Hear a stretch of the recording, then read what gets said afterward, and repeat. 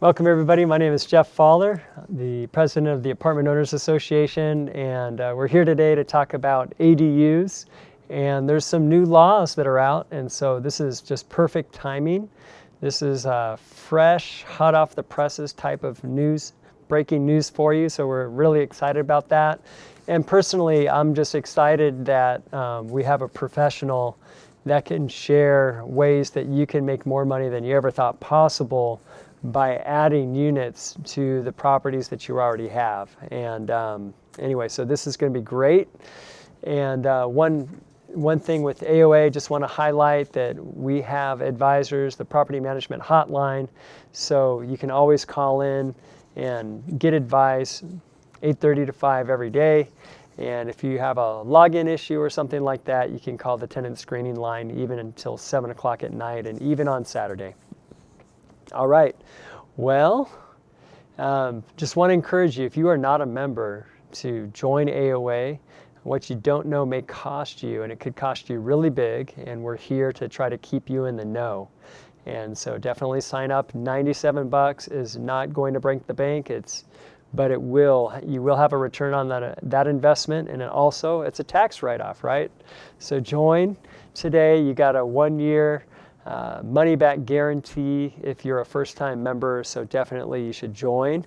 And all right, and then stuff that's coming up, even at 1 o'clock today, for those of you that have property in Buena Park, we have another live stream with Michael Brennan, who's a landlord tenant attorney, does lots of evictions throughout the Southland, and he'll be covering that, how much you can raise the rent, different things like that. On Thursday, we do have another live stream that will be about Delaware Statutory Trust. So you'll want to tune in for that to find the best ways to avoid paying Uncle Sam. Always need to do that, right? Last week, we had some technical difficulties, and we've done some troubleshooting. Hopefully, we're good to go today. But that full live stream, not all the gaff part, but just the good live stream, is available on YouTube. And so go check that one out. What we did is we learned how property management is actually a way to add income and clients for real estate sales. So those of you that are real estate agents that are hurting right now, property management could be a way to add another stream of income as sales volume is kind of low. And so this really, again, very timely, and it's not going to impact all of you, but those of you that are in real estate sales and maybe having a problem just generating enough income, that might be something to consider. And then the week before that, we did have John Kupal from Howard Jarvis Taxpayers Association come on and talk about ACA 13, which is something that would change the Constitution, California Constitution, that is, and make it so that local governments could tax you without your approval. And so that's something that we all want to push against. We want accountability. We want our voice to be heard. We want to have a vote over that. And anyway, so you'll want to take a look at that, be aware of it. We're going to be getting an email out here pretty quick. But yeah, now's the time to be calling your representatives about that.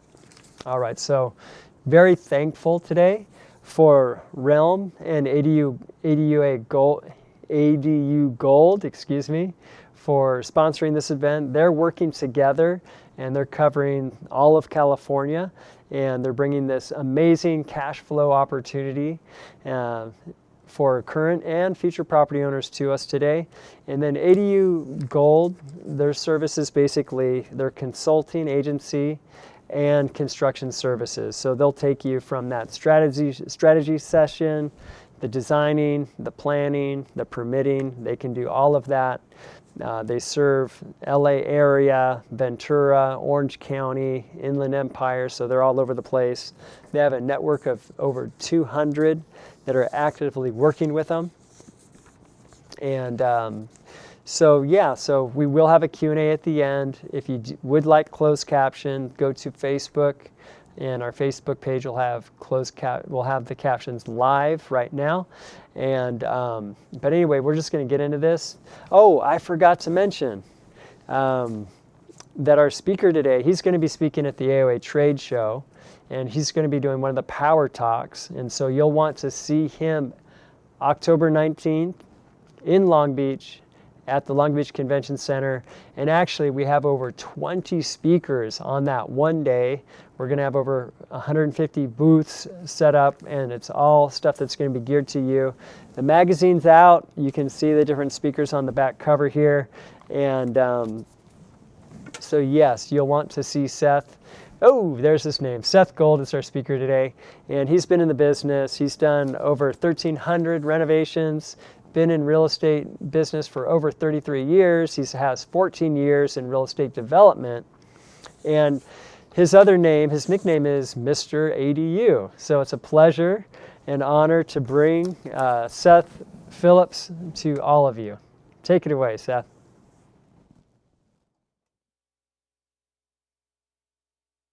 It's always a pleasure to speak with the AOA crew, and it's a wonderful organization. And today we're actually going to be talking about things that more include Northern California as well. And I know many of your members are in Northern California, so I'm really excited to be able to share this opportunity with them as well today. So let's get started. Hello, my name is Seth Phillips, also known as Mr. ADU. And it's just a pleasure to be here to talk to you today about the new ADU and SB9 opportunities. There's some brand news that I'll be including today that just happened literally yesterday. So there's lots of good news to talk about. And just to get started, I'll give you just a quick background of me. I'm originally from Minnesota, you betcha, and you'll still be able to hear a little bit of that in my voice as we go. But I've lived in the Los Angeles area now for over 35 years, and I've been a real estate broker agent for over 33 years. And I really enjoyed that job, and everything was going along great. And then all of a sudden in 2007, something happened. And it was so shocking because literally overnight, I went from having this really well-paying job that I really loved to being basically unemployed. And it was just looked around to see what else that I might be able to do while the market was hopefully healing. And so I decided to go into the house flipping business. So with a business partner, we were purchasing houses at the foreclosure auctions in Los Angeles and Pomona. And I mean, these prices seem so weird, and it really wasn't that long ago, but we were buying houses for $120,000, fixing them up, and then selling them for a whopping $160,000. Well, of course, we had to fix them up, and we had to carry them, and then we had buying and selling costs. So there wasn't a lot of meat on that bone. So although we were successful at it, we realized the only way we could, really make any money at it would be to do more volume of it. So I had to learn some more new skill sets, and that was how to manage multiple projects at the same time. So we did that, and then we got to where we were typically flipping about 12 houses at the same time. And that was all working. And then the market slowly, of course, began to heal. And as it did, then we just started to flip homes in more and more expensive neighborhoods until we got all the way to the top of that food chain, where we were doing basically new ground up, new construction in the ultra luxury market in Beverly Hills, Bel Air, and Hollywood Hills.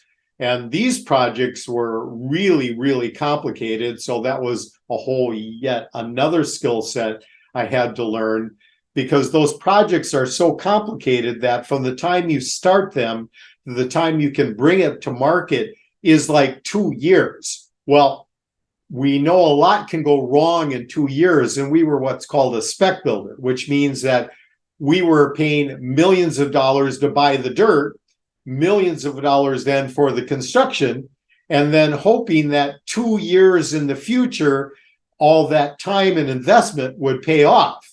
Well, there's one thing everybody knows that's in the real estate business is that the real estate business moves in cycles. Sometimes it's moving up, but sometimes it's moving down.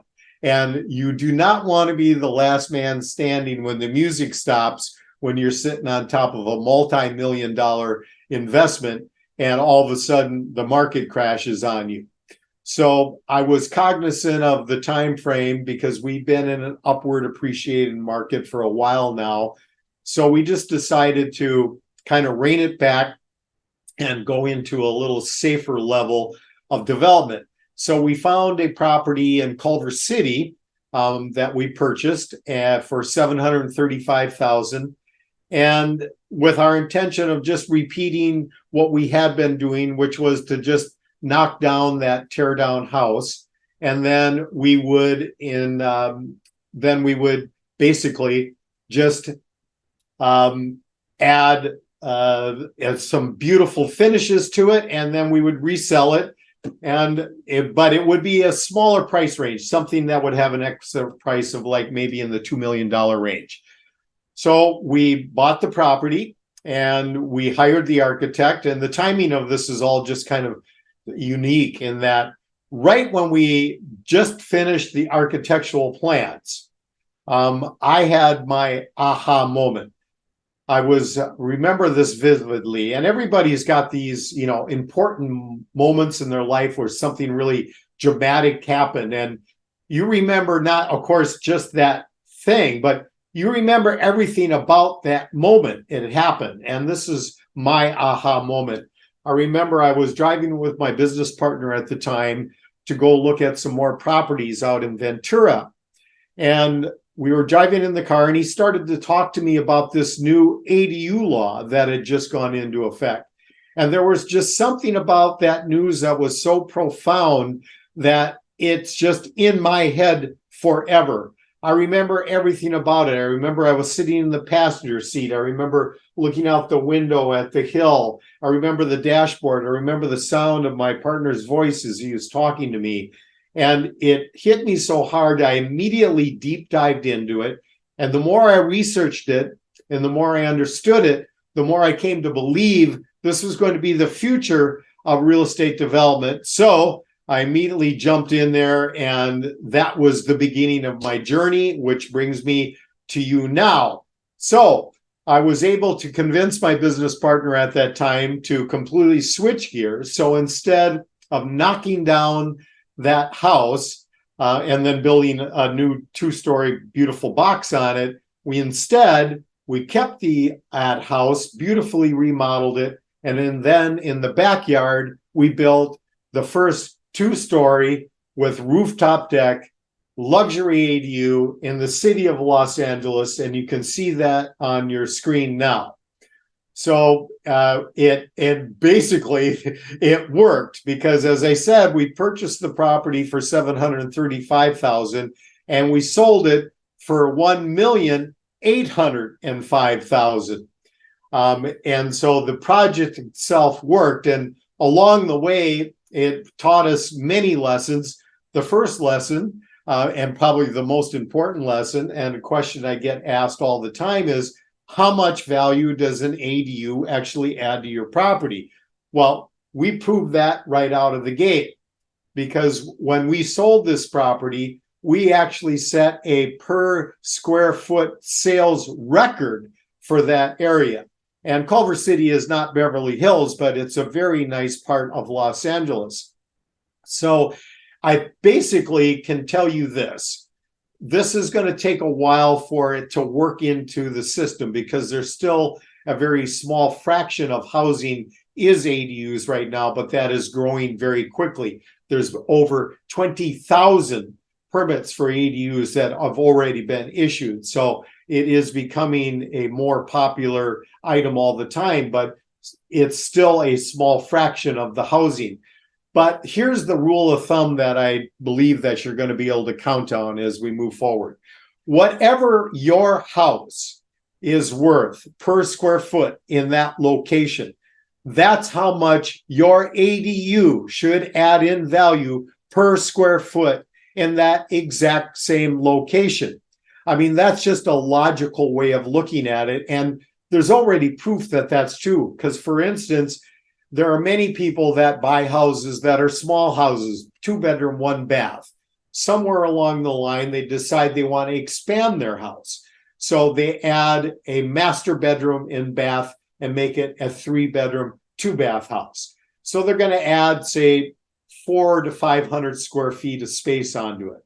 When you do that, that same formula will apply.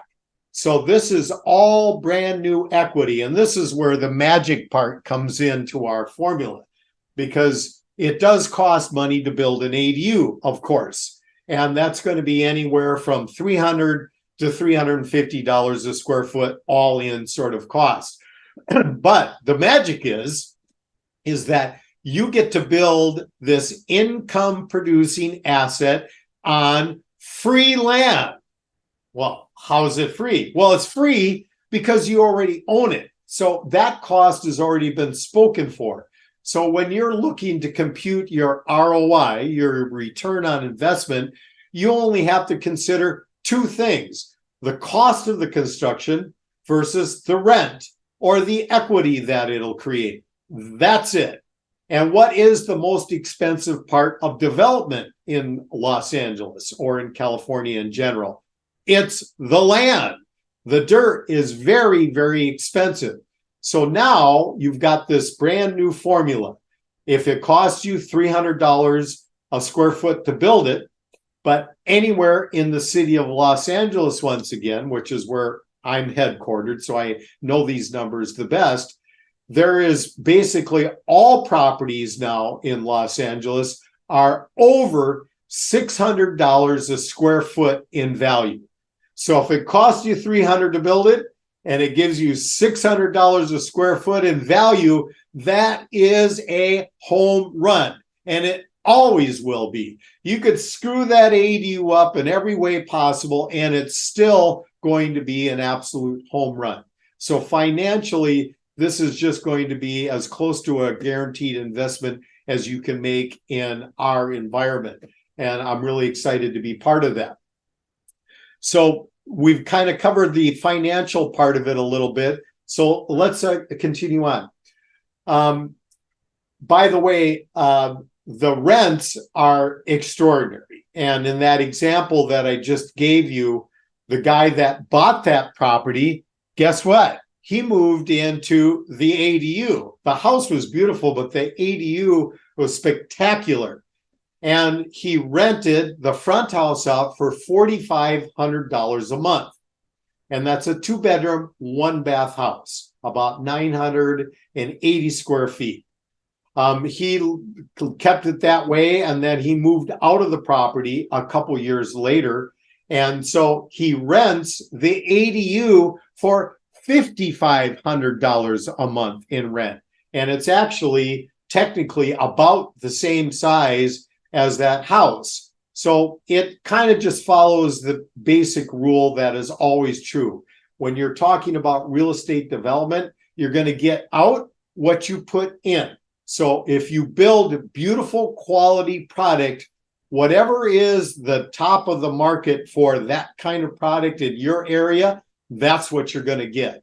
And that's actually another little bonus, because it's going to be brand new products. So when you're looking at your future rent comps on how this thing's going to perform, you're going to be able to look at the numbers that are only attached to the brand new stuff, because that always gets a premium.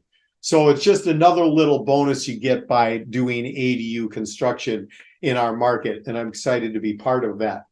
So real quickly, in the multifamily world, this is really important. And I know most of you guys are in the multifamily industry. The original ADU law that came out in 2018 only applied to single family homes and allowed them to build one ADU.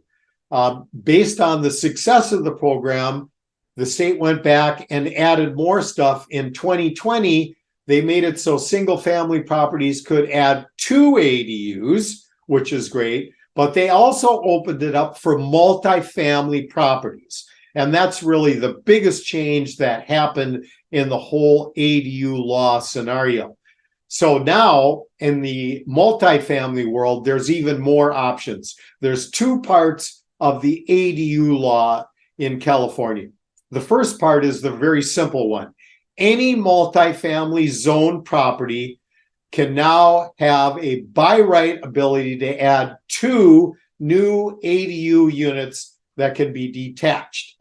They can be attached to each other or not detached. Either way is fine. And that is regardless of the number of units that are on the property, the size of the property, any of those things, 2 by right units. The second part of the multifamily ADU is called the 25% conversion rule. And this means that based on your existing unit count, you can potentially add 25% more new units as ADUs. So if you have a 4-unit apartment building, 25% of that would be 1 unit. If you have 8 units, it would be 2, so forth and so on. The interesting part of this part of the law is that there's theoretically no limit to the number of ADUs you can add. We have many clients that have 100-unit apartment buildings with tuck-under parking, and they can add 25 new ADU units to it, plus the other 2 by right. That means they could add 27 new income-producing units to their property. Now, there is a catch to the 25% conversion rule.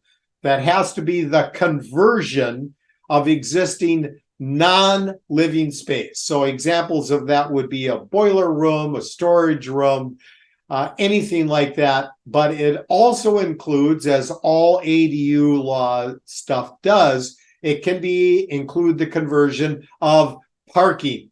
So that tuck under parking in that 100-unit apartment building now can be divvied up into 25 new units. This is the most amazing opportunity they've come up with yet.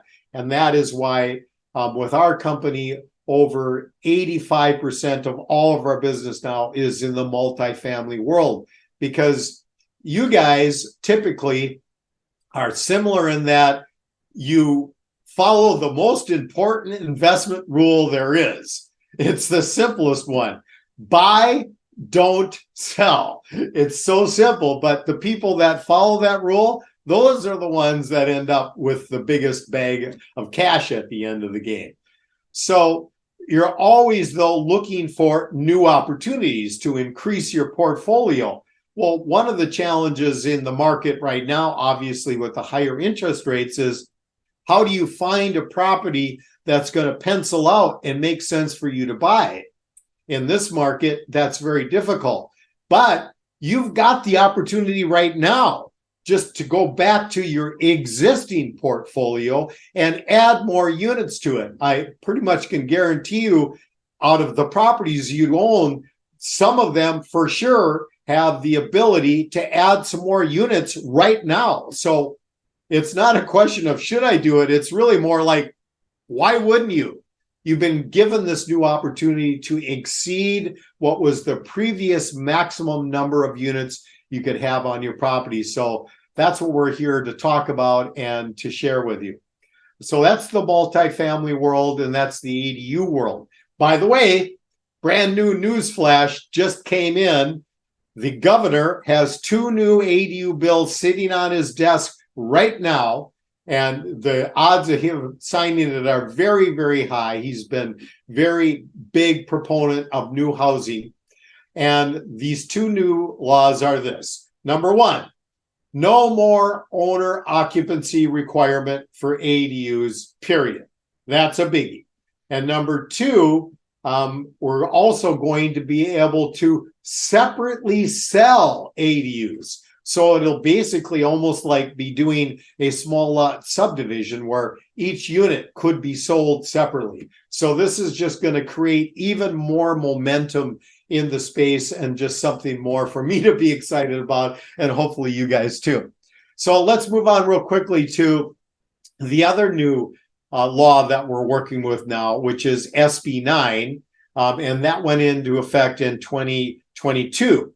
And this, at this point in time, exclusively applies to single family properties, but basically it's turning single family into multifamily. So under the state SB 9 law, virtually any residential lot in the state of California can be subdivided into two separate legal lots. And on each one of those lots, you can have 2 units. So what was one lot with one house on it now can become 2 lots with 2 lots on each lot for a total of 4.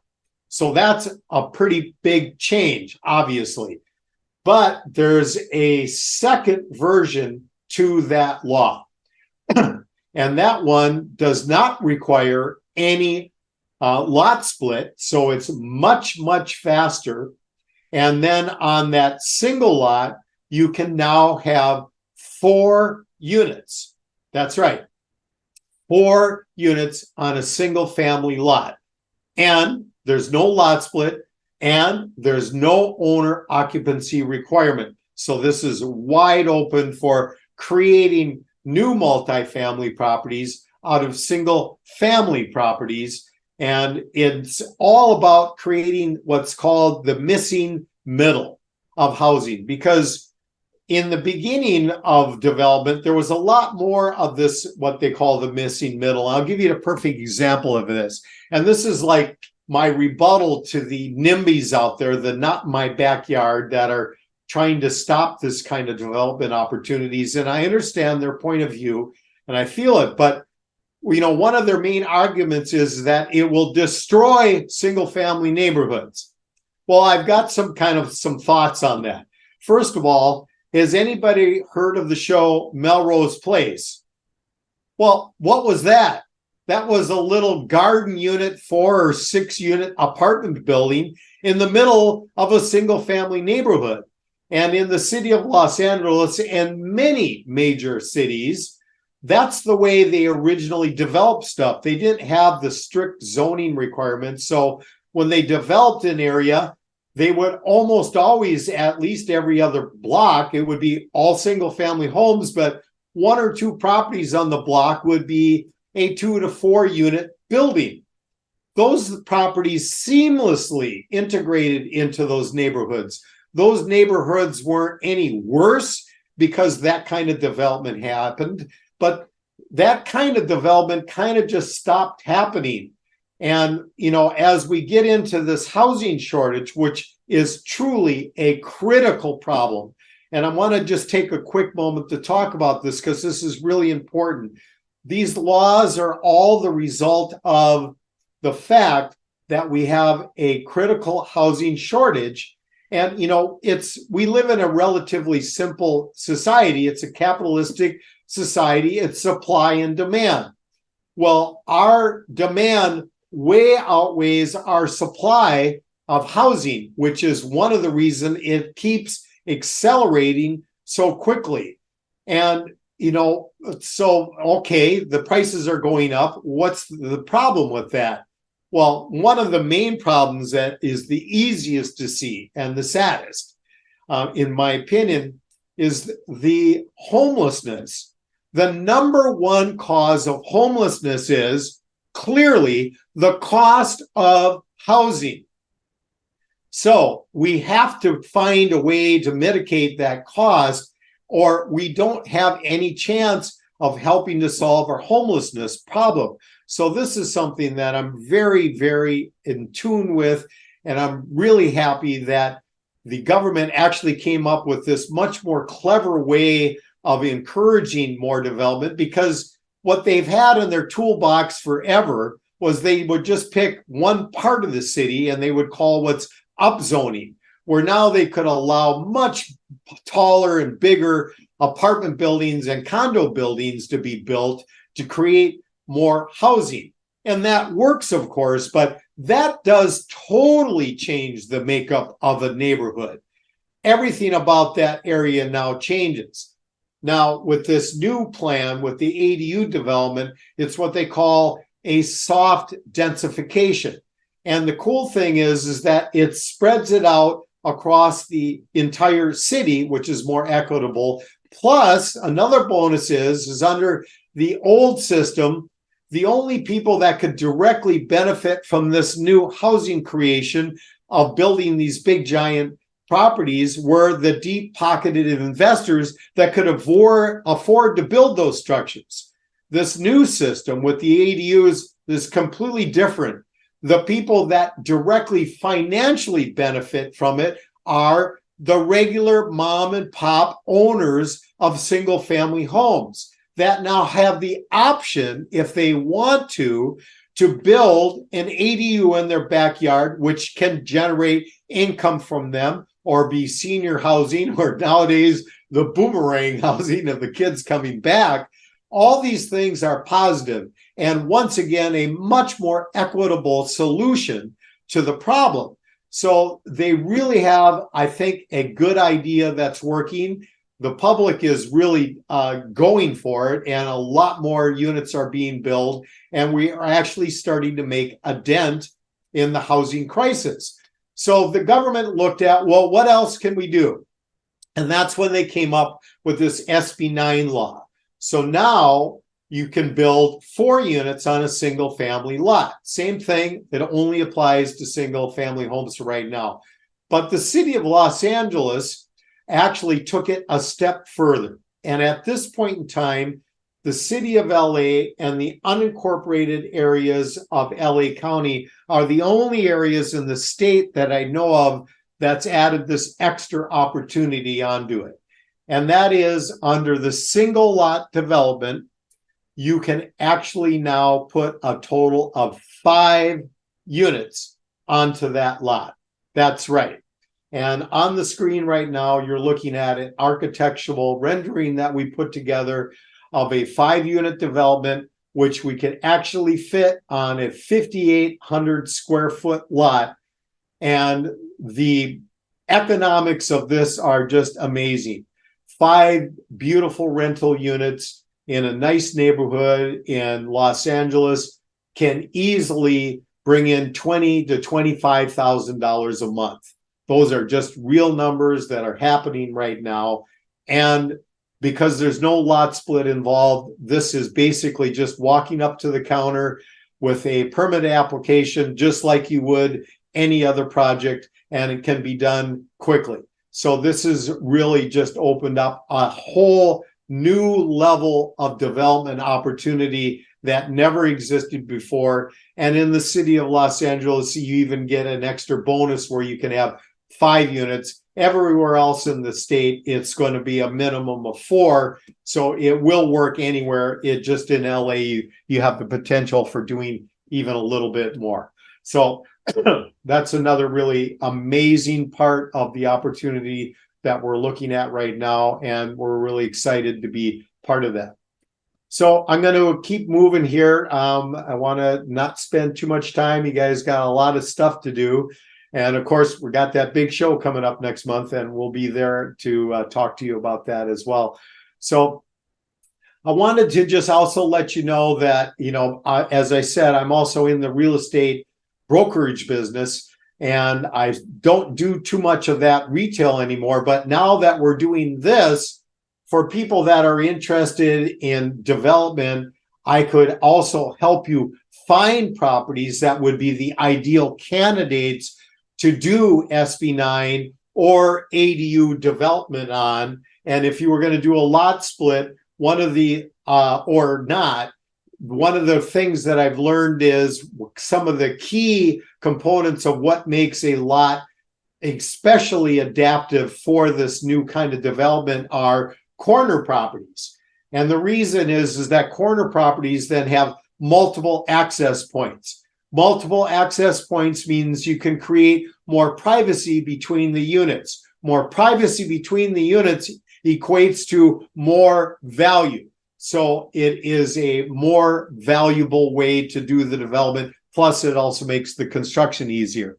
And this is where an interesting thing I discovered, where you can kind of like do this double dip thing.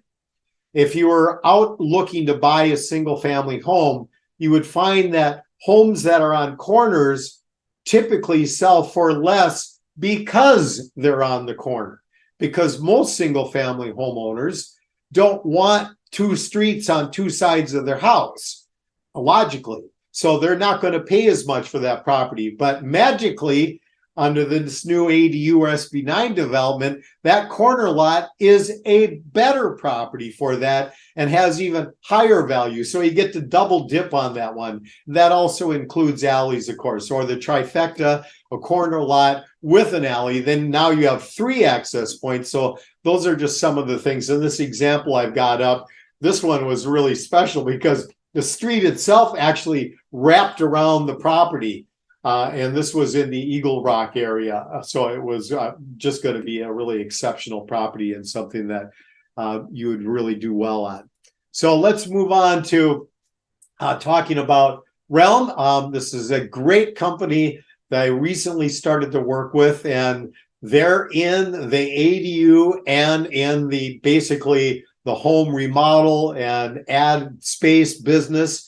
And they're one of these new tech companies that's really doing it the right way. And they're all about doing it more efficiently and more affordable, and just making it easier for you to do. And I've had the pleasure to meet them and work with them now. And this is somebody that I 100% recommend that you consider if you're interested in working in the ADU space, because they really get it. And I want you to, feel free to be able to reach out to these people at your convenience, because they're there for you and they're fast and they'll get your questions answered quickly.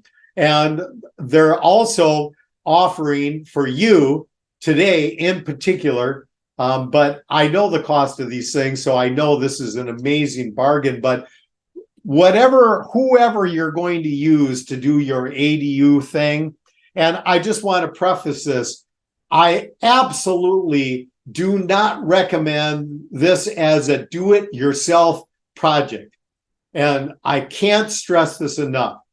It seems like it should be, but it is not, because what in reality you're building is you're building a house.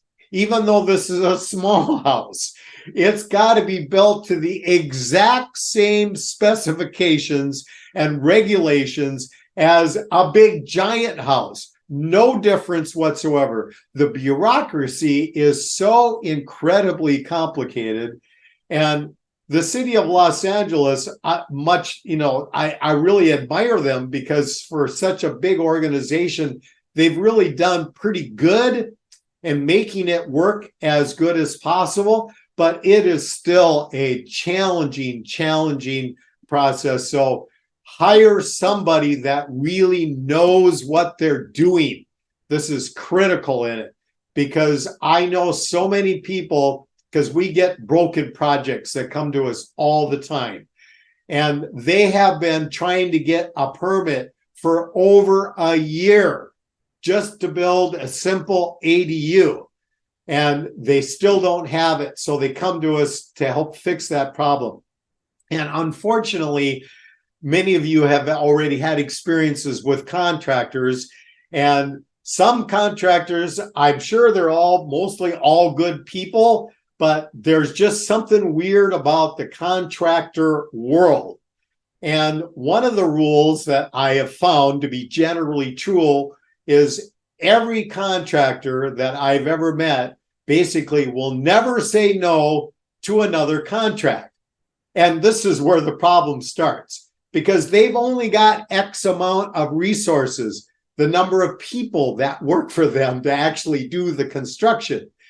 So they can only actually do a certain amount of capacity at any given moment, but they'll never say no to another contract. And in their minds, they just are, I don't know what they're thinking, but somehow they'll just go, I'll figure it out.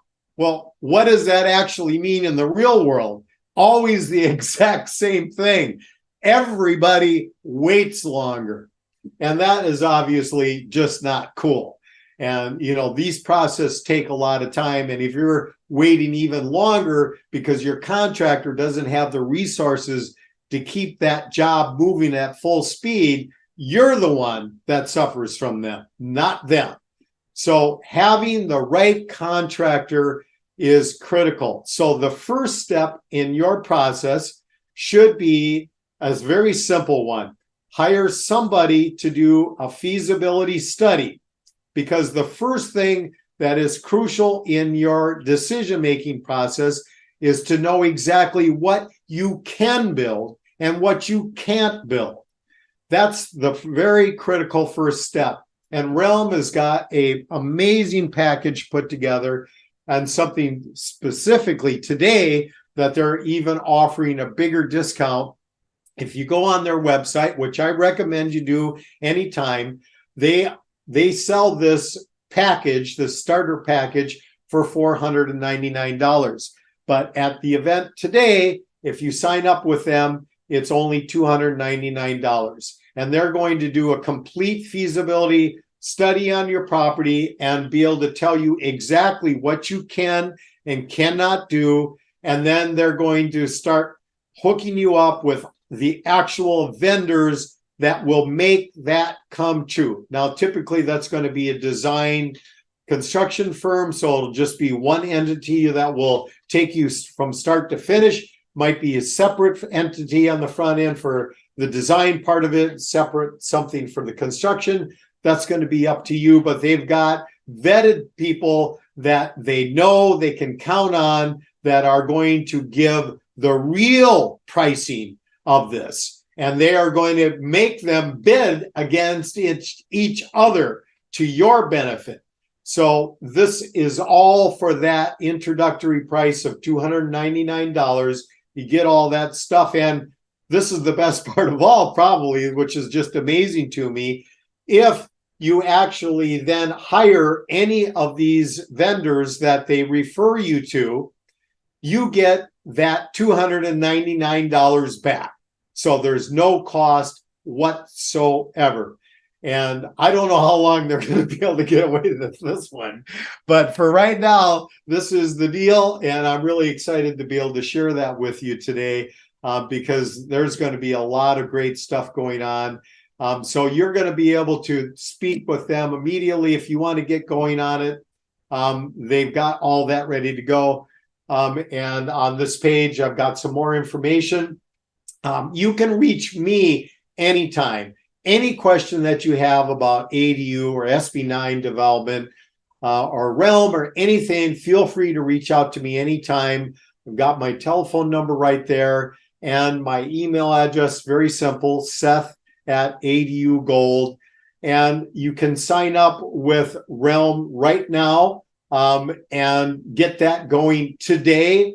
And get everything locked in. And if you need a little bit more time, the price goes up a little bit, but they're still going to give you a discount of $399. So I'm really excited that they offered that extra bonus for you today, because this is something that there's just no question that you should be involved in.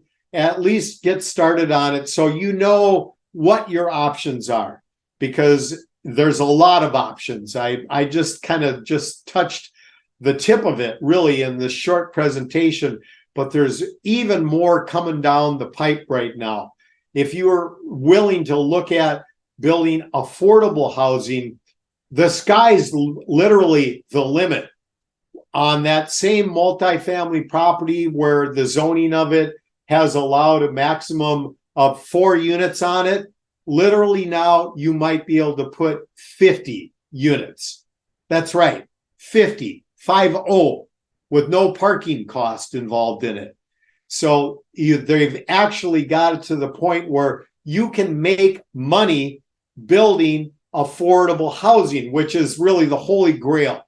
That's what they've been looking for. That's really the main reason we have the shortage of that kind of inventory, because builders can't build it and make a profit building it. So they don't build it. Well, now there's options out there to actually make that come true. And I'm really excited to be, on the forefront of that and helping people have access to those new kinds of products and the new knowledge behind them. So I'm going to hand it back over to Jeff. He's got he can take some questions right now. You got some so you want to throw at me? Great. Yeah. Thank you, Seth. for sharing with us. And yeah, it'd be great to know the names of those new bills. If you can have somebody search it up, maybe that'd be great. And yeah, there's definitely questions here, and we'll get started. So on YouTube, there's Veronica, and she asked that you would talk about unpermitted garage conversions getting permitted to be an ADU. So she sounds like she has an unpermitted garage conversion, and how does she go about getting a permit for that? Yeah, and that's Now, and then let's say that it's 100% to code. Let's just say, because we don't know. So we'll just. Okay. Well, I'll address both sides of that coin, because this is the one I probably get asked more than anything.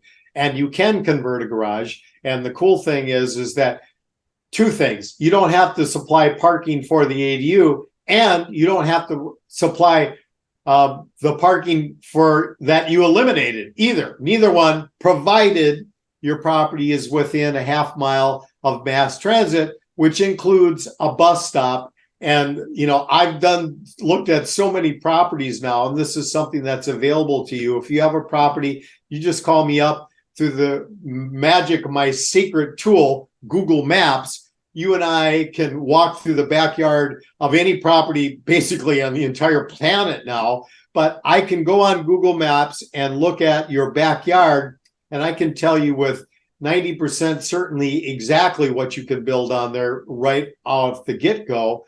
And, one of the unfortunately misconceptions is that building a ADU conversion from a garage is very inexpensive.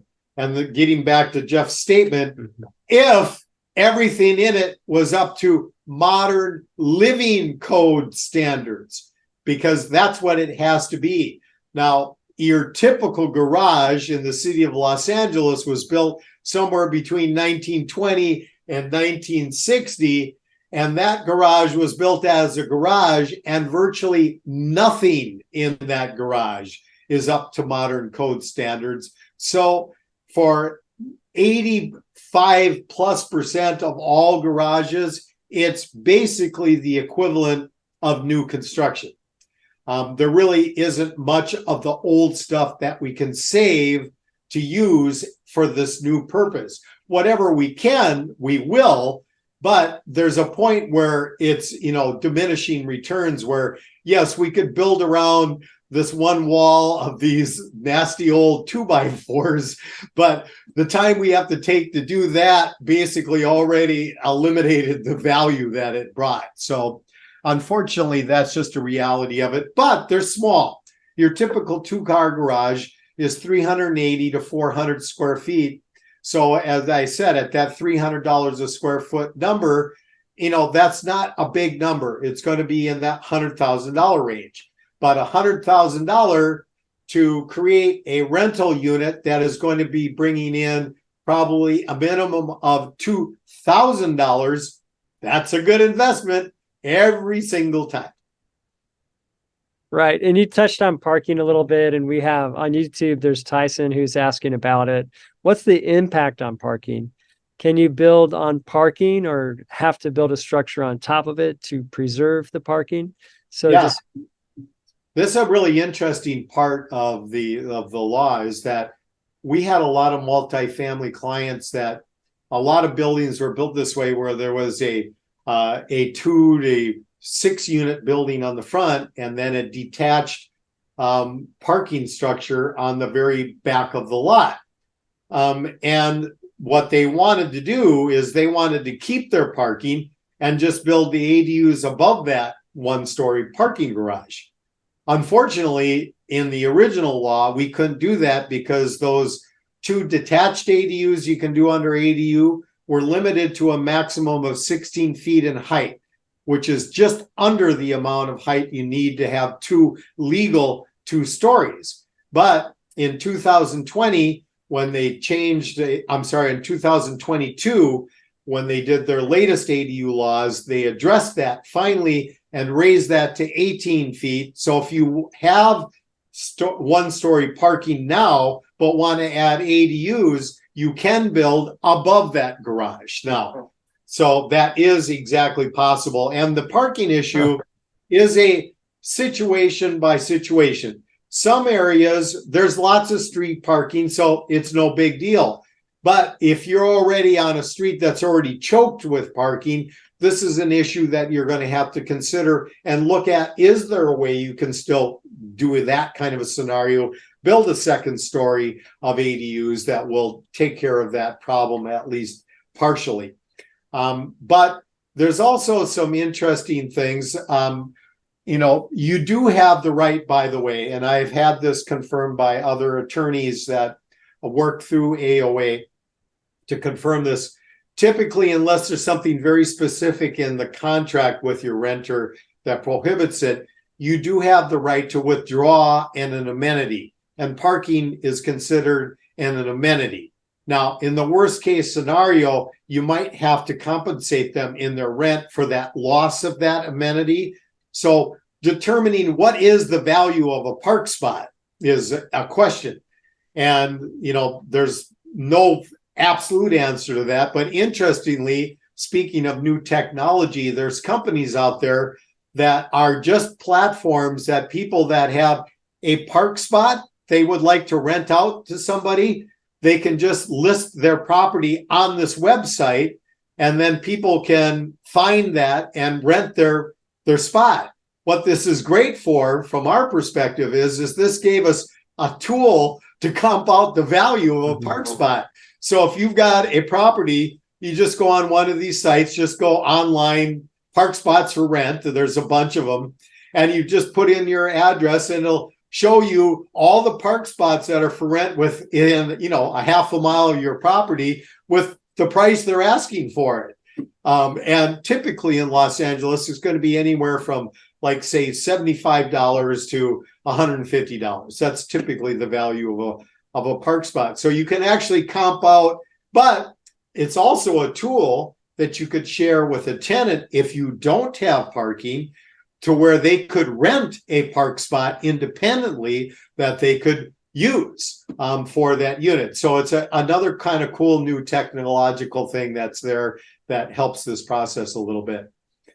Great, thanks. And yeah, you're touching on there's several questions here, and you're touching on some of them. And so I'm jumping around a little bit, but I'll pick this one from Jeff on YouTube. This is my favorite part, by the way. It's ask me any question. I've got the answer. I'm unstumpable. Uh-oh, watch out for this guy. Here we go. Let's see if we can stump you. Okay. All right, Jeff, how many ADUs can be added on top of detached garages for a 25-unit apartment building in Torrance? So this is simple math, right? If it's 1/4, then he could add 5. Would that be accurate? Yeah, no, under the because you talked about adding it on top. Right. Tell us how that would really work, and could they just be added? Yeah. Okay, because there's to be clear, there's two parts. I always get this backwards on my video. There's two parts to the multifamily ADU. The first part is the 2 units by right. Those can be detached, but the conversion units under the 25% rule, one little catch to that is those units have to be attached to the primary structure. So if you have that detached garage in back, you can build the 2 by right units on those, but you could not do that because under the 25% conversion rule, because that garage is not attached to the primary structure. But other than that, though, it's good to go. So if you had a garage that was attached to the primary structure, you could do the conversion units. On top of that, you would just have to change. You would have to be building that space because it has to be non-living space first. So it could be a storage room, and then that storage room could then become the ADU.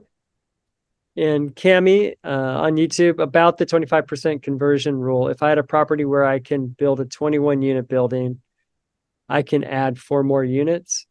Correct. You can add 4 units plus your 2 by right one, so you can add 4 units to that property.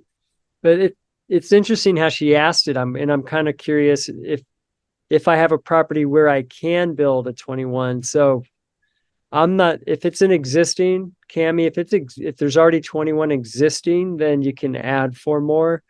If they're telling you the property that you have can only handle 21 units, then I don't think you could add 4 more after, when it's brand new construction.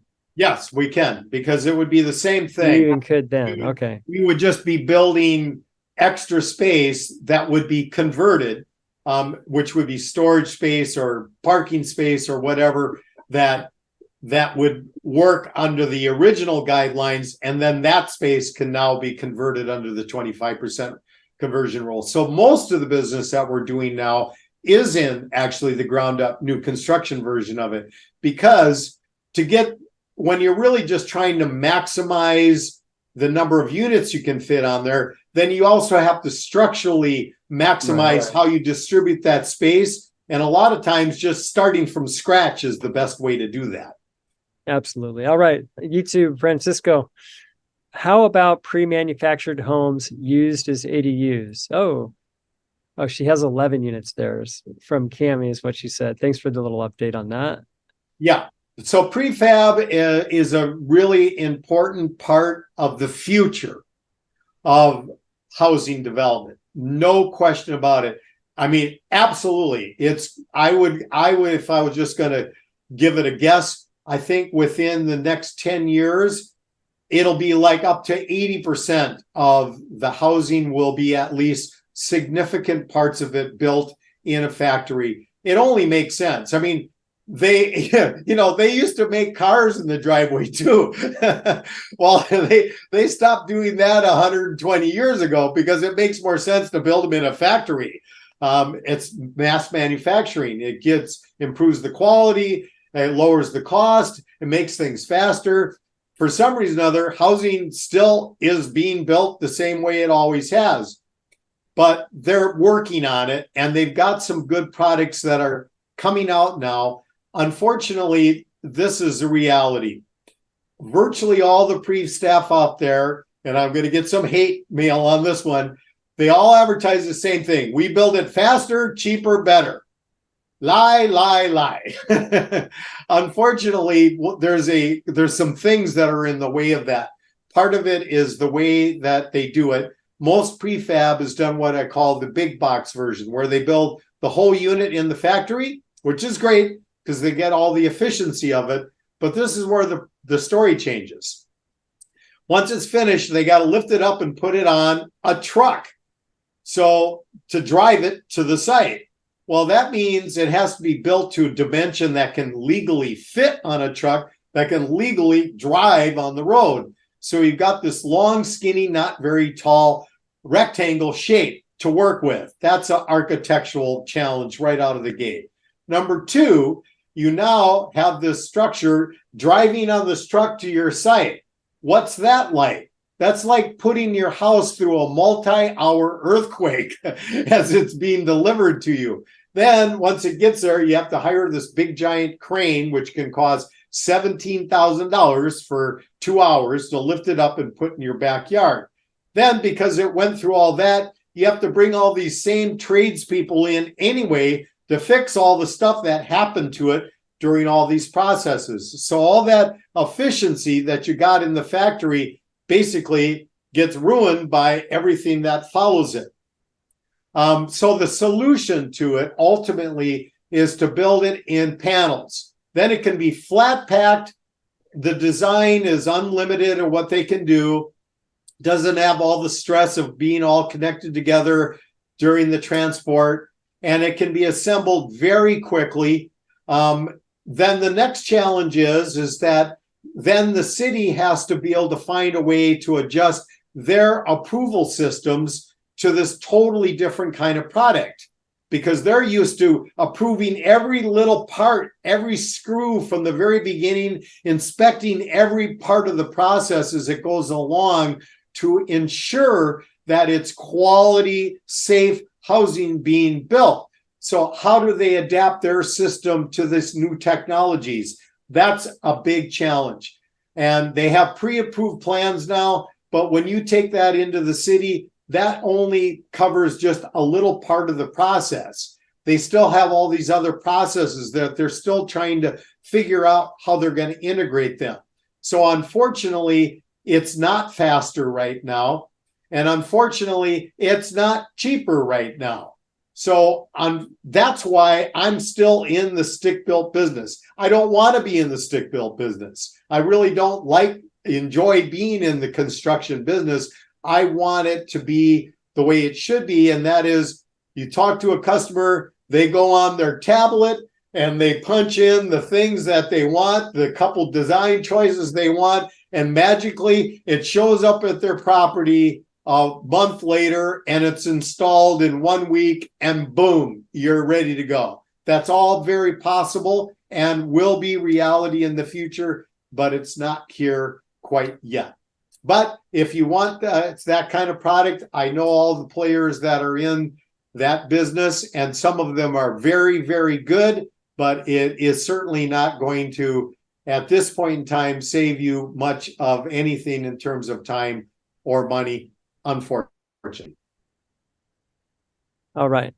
Okay, we have no name here, but the city of Cudahy, and allows duplex. They allow duplex two-car garages to be converted to an ADU. The current tenants have rights to their garage, which would need to be taken. And I don't know how these things are, how that structure is built necessarily, how that duplex is built, and where the location of the garage is. But maybe it's underneath and it's built over the top. I'm not sure, but what do you think? Well, once again, the garage conversion part is a static thing that has its own issues to it.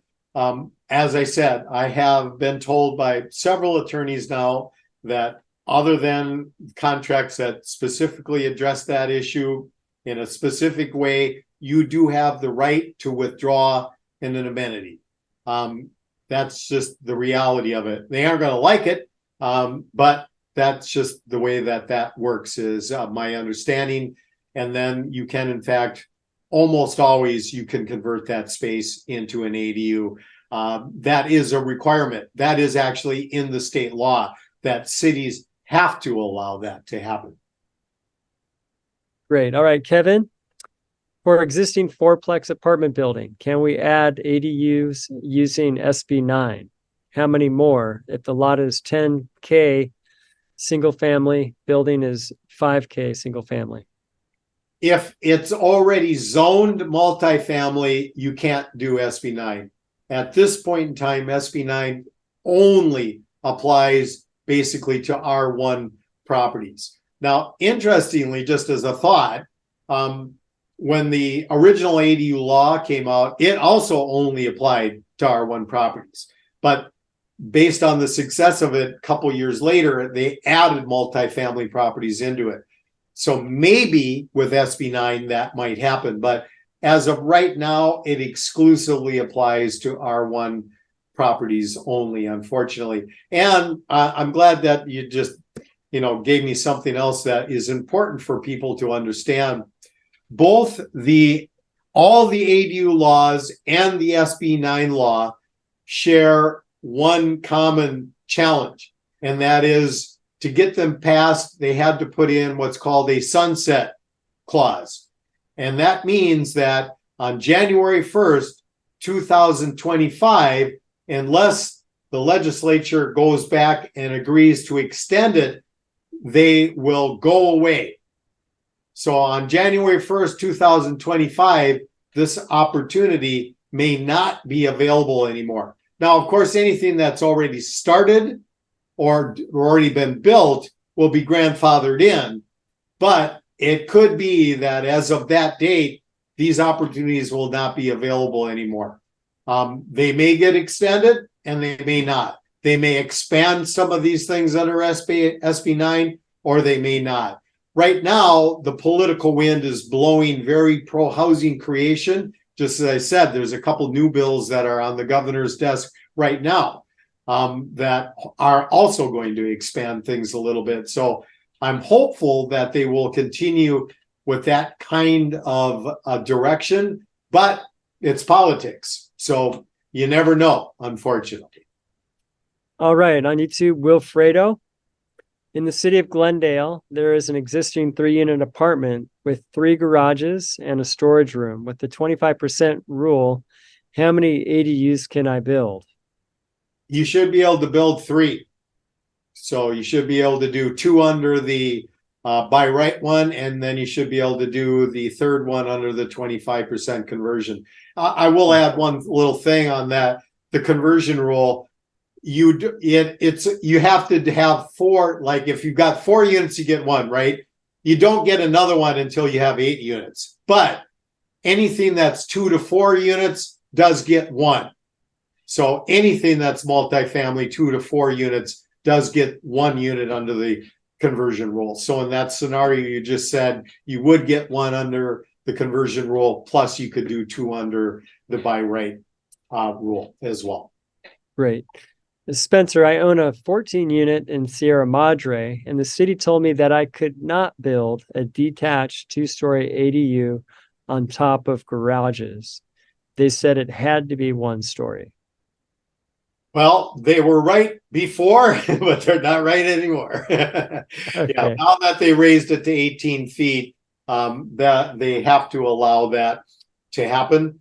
And, unfortunately, these laws have been met with all different kinds of responses on the municipal level.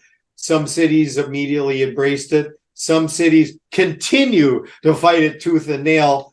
Hello, Huntington Beach, which has been sued by the state twice now and lost twice over this kind of stuff. So it does still vary a little bit in its actual ease of application based on the municipality you're in. I'll get my camera back on a second, sorry. But in general, that is a state law and they do have to allow it. So you might just have to go in there. And that's where I was saying, having professionals that know this stuff, that can go in there and duke it out with them if necessary. That's really important. The expediter that we use, the expediter is the person that actually takes it through that city processing process. That's what they're called. In our company, that's one of my partners, Taylor Francis, and he's an attorney. So he's a really good guy. He goes in and, you go in and you use the nice guy approach, and that works 99% of the time. But sometimes you just run into those people that, unfortunately, you got to switch gears and you got to go, okay, well, this is what the law says. And if you do not follow the law, you're going to get sued. And sometimes that's what it takes to make it work. And that's what you do. All right. Thank you. Okay, Jill. Is any of this possible on a single family residence hillside property? Yeah, there is a couple carve outs in some of these laws, and hillside is definitely one of the potential challenges. And each city has a lot more leeway in what they allow or don't allow in hillside. In the city of Los Angeles, they're pretty good. They have a couple more regulations you have to follow. One is that the street that actually fronts your property has to be a minimum of 20 feet in width, the entire width of your property. They want to make sure that there's room for a fire truck. Number 2, you do have to supply 1 off-street park spot. It doesn't have to be covered, but you do have to supply 1 off-street park spot. And you do have to build it with fire sprinklers in the unit. But other than that, they're good to go with it in general in hillside areas. But that does vary tremendously from city to city for sure. All right. Charlotte on YouTube. Can a non-operative mobile home be converted to an ADU? Yeah, well, I'm glad you bring that one up, actually. That's another kind of cool part of the puzzle. And I'm just starting to be involved in this. Movable tiny homes is the technical definition of the kind of product that you can use as an ADU in the city of Los Angeles. And there are a growing list of cities across the state of California now that are allowing tiny movable homes to be used. A tiny movable home has a specific definition to it. It has to actually be on a trailer so that it can be towed to your property. And then it either can be driven in or it can be craned in. It cannot be something that already has a cab with an engine and stuff to drive it. It can't be an RV. It has to be this very specific kind of product, and it cannot have kind of like that typical RV siding or stuff on it. It has to actually basically built with the kind of materials that houses are built out. But there's a lot of that kind of product available now. And it is an interesting product because it has the advantage that it could be there temporarily, but you can actually get it used as a legal ADU. So you can hook it up to utilities and you can legally rent it and live in it. So it is a new tool in the toolbox for the ADU thing, but it presents advantages and disadvantages. Here's one of the disadvantages. It's not real property. It's basically just like anything else. It's a movable structure. So it's not going to really do anything to your equity, to your property, because it's not attached. But on the other flip side of that, because it is not attached, you also can depreciate it under a special program under the Homes Care Act, I believe it's called, where you can depreciate that entire value of that thing in 1 year, this year. And then next year it goes down, you can depreciate it over 2 years, the whole value of it. So it does have some tax advantages potentially, actually, as well, of doing it that way. And then, of course, if you just at some point in the future don't want it there, like if you're going to use it for, other purposes like elder care or boomerang kids, at some point you just don't want it there anymore. It's easy to remove. So there are some pluses to it, but they do also, unfortunately, from a monetary point of view, they are about the same cost as building one anyway. So it's not a big money saver, unfortunately. Great. Okay, thank you. And then Kevin on YouTube, LA City LADBS offers pre-approved ADUs. Maybe they mean floor plans. Does this make the process more efficient? Do you recommend it? Yeah, and yeah, the LA is, as I said, they're trying this stuff, and they do have some prepaid plans on their site now, and it does help a little bit in the initial part of the process, but unfortunately, all of the other stuff, it causes confusion. And when you got a big bureaucracy like that and they've got a system and all of a sudden you throw this new thing at it, okay, well, it got through the first gatekeeper, but now the second gatekeeper goes, well, I'm supposed to inspect this thing. How am I supposed to do that? I can't open up the wall. No, you have to open up the wall. Well, see, that's when these things just start to fall apart and it doesn't work. Plus, none of these things have anything to do with the other agencies you have to deal with, which is the power company, the sewer company, the public works. All of these are other entities that independently have their own processes that you have to go through. And those pre-approved plans don't do anything to those processes at all, which is really unfortunate. But once again, I'm not here to slam LADBS. I actually think as a giant organization as they are, they're actually pretty proactive. They've been really, moreover, very helpful in promoting and trying to encourage this kind of new products to be used. But it is a complicated process, and you just got to be prepared for that going in. The time frame is just, unfortunately, the reality of this is it's about a year process from beginning to hand you the keys with your certificate of occupancy recorded. It could be as little as 10 months, maybe. And if you're doing just a garage conversion and you're not extending the footprint whatsoever, we could do that maybe in as quick as possibly even 6 months. That could be done.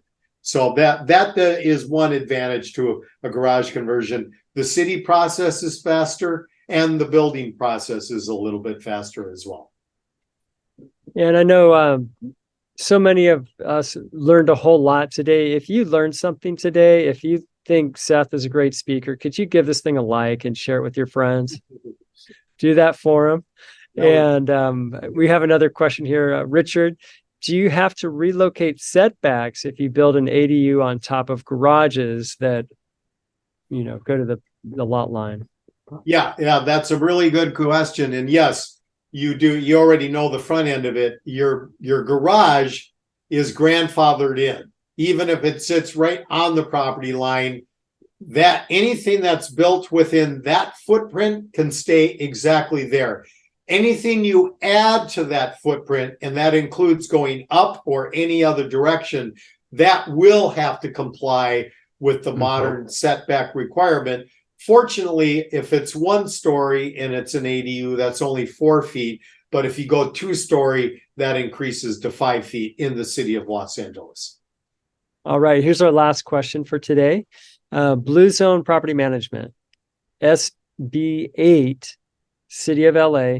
Can you explain how this works for ADUs and SB 9?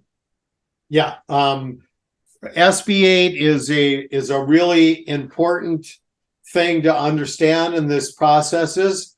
It only does apply, though, to the complete demolition of an existing structure. So that's the first part.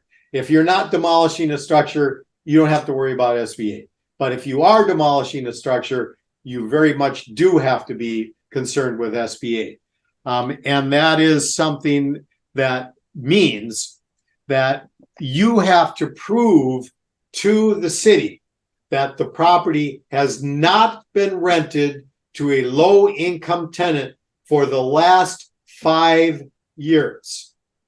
Now, for an owner user of a single-family home, no problem.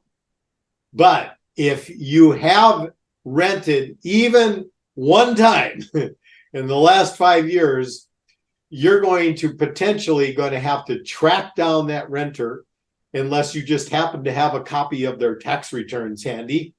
And you're going to have them sign an affidavit saying how much they made, and they might actually have to share with you a copy of their tax returns. It's just that stringent, and it's on you. It's not on the city or the state. You have to bring the evidence to prove that it has not been lived in. However, there is one little shortcut in this process that at least we have found great success with. If the owner of the property has filed their homeowner tax exemption on it, that suffices as proof that you were the occupant for that period of time. And a lot of people used to take advantage of that. It represents such a small dollar amount in value, taking it, that most people don't do it anymore. But it's public record. You can actually look to see if somebody has declared their homestead exemption on a property or not. If they have, that's the proof right there that you can supply to the building and safety department to get an okay to bypass the SB 8 requirement of having to supply low-income, deed-restricted housing in your new development. And that is a biggie. Great. Yeah, and one thing that I didn't mention is that there's a link. There's some links in the more section that, and I'm not sure. Does it link to Realm or? Yeah, there's a request one for Realm. Takes them right to their spot where they can sign up for that program on the spot. But you can always reach out to me anytime with questions, and I can get you hooked up with Realm. They're my 100% go-to right now. They got a great system. They're very aggressive out there in the market right now to get things going, and this is a great opportunity for your listeners to be able to take advantage of that. Great. So it's for that opportunity. Okay. I believe so, yes. Okay, and we'll reword it or something so that it's a little more. Give us some wording, and then we'll reword that for other people when they find that. It'll be a little easier to understand what all that is. And yeah, and then just I know the real people didn't really get to say anything yet, so if they could introduce themselves, I guess, or just at the end here. Did Amberly or anyone else wanted to come on and just say hi or? I'm more than happy to. Yeah. So tell us about Ream just a little bit. Yeah, so ultimately, Realm's mission is to help homeowners, Realm. property owners save time and money on any ADU or renovation project. And that's really our mission every day. So whether you're looking to build an ADU or multiple ADUs, or even if you wanted to renovate existing space like a kitchen or a bathroom, you can book a totally free consultation with us just to learn a little bit more. We'll give you tips and tricks on tackling those things alone in case we're not the right fit for you, or we'll give you more information on how we can help. We've helped thousands of homeowners in California at this point. ADUs are our number one project by far. And we really exist to make all the data, the things that commercial developers, the really, really big guys have always had access to, more available for everybody else. So you understand what a fair price is going to be before you actually pay for something, what the return on investment should be, rental income. We can help you with financing as well. We have a lot of options for that, but it's a totally optional service. So really anything, we're the one-stop shop. And happy to answer questions as well. You can ping Seth or ping us directly. And how did you guys find each other? I think we actually originally met at an event back in 2020, and then we had kind of been following Seth and reconvened, I don't know, a few months ago, and we're like, oh, we're in really good alignment now. It makes sense to get this partnership going. We love what Seth does. Great. Yeah, and I love Seth. I mean, all of you watching, you can see the energy that he has, the expertise, and just when you have that, that's just a winning combination. So it's fun to, it's always fun to engage with Seth because he's so engaging. And anyway, so it's great to have you guys on. And we're going to wrap up now. We have another live stream at 1:00 with Mike Brennan. It's going to be about rent control in Buena Park. Thursday, one about Delaware statutory trusts.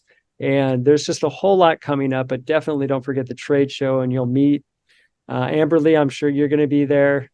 Seth definitely has to be there because he's going to be speaking. And anyway, just there's so much coming up in the next couple weeks, even on the live stream. So you probably want to subscribe and or at least at the very least be checking the seminar schedule in your member program or even just on AOAUSA.com. And next week we're in Oakland. The week after that we're in Santa Clara. We have October 19th, obviously the trade show. October 27th we have a doubleheader in San Diego. Those are in person. And anyway, so just so much going on. We would love to engage with you. And again, thanks for sponsoring the event. And thanks everybody for hanging on this long. And direct your questions to Seth for sure. And Seth, give us your last words here. Yeah, I just wanted to wrap up. I just wanted to add that, one of the things that I'm really excited about is that I'm in Los Angeles. So I've been, although, I've spoken at your organization many times and I love it, is that I haven't been able to really help the people in NoCal as much as I would like to. But now with Realm, it's 100% statewide. So all the people in NoCal, we definitely can help you with the right resources now. And I'm really excited about that. And I think that we'll probably actually be participating with you guys in some of your live stuff in NoCal so that we could actually meet some of those people a little bit more than we are down in Los Angeles. But I'm really looking forward to the show next month. That's going to be so much fun. I did it last year and I was not ready for the so many people came at me at the same time. I was just like freaked out.